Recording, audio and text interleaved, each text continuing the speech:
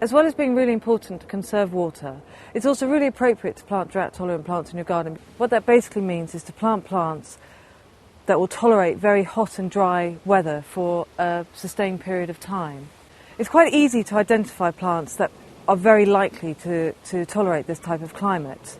A good indicator of the type of plant that is going to withstand a sustained period of hot and dry weather is through its leaves.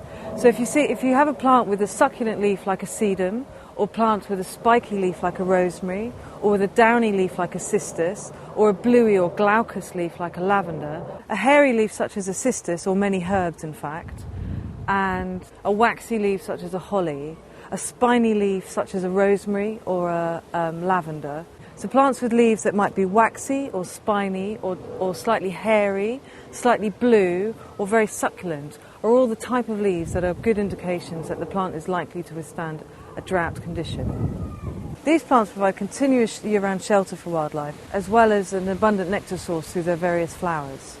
As well as the basic principle of conserving water in your garden, using drought-tolerant plants is a very wildlife-friendly way of gardening, because these plants adapt well to different habitats. So that is the basic principles of drought-tolerant planting.